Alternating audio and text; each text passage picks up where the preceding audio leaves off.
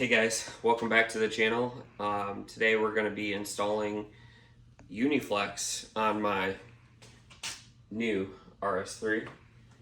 So this is the box and this is the harnesses that come with it. So let's get started. Okay, so here's the engine bay. What we're going to have to do is remove the front cowl. I already unplugged the ethanol sensor because it was wired in before with a different plug. So we're going to unplug that. We're going to wire in the new one. I'm going to show you guys where to secure it to make sure it's safe and how to secure it. And then we'll show you how easy it is to plug it into your car.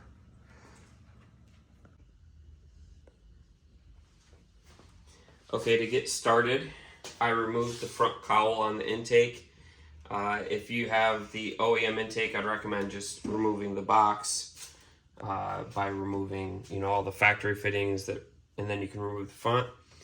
What we're going to do is in the harness, it's going to have a Y fitting and it's going to tap into a factory fitting.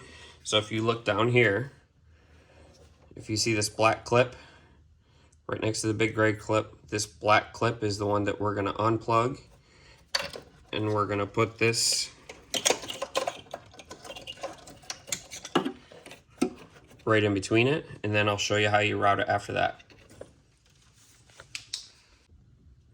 Okay, so if you can see right here, get a little closer, it's just a push clip that goes down into that rail. So if you pop it up,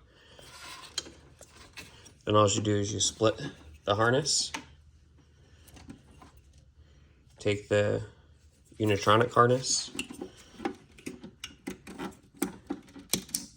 clips in there,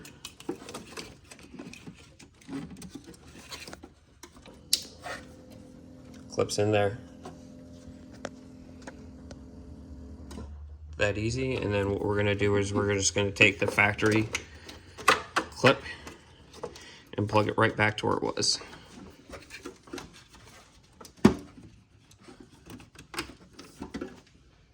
And you can barely even tell it's fit in there.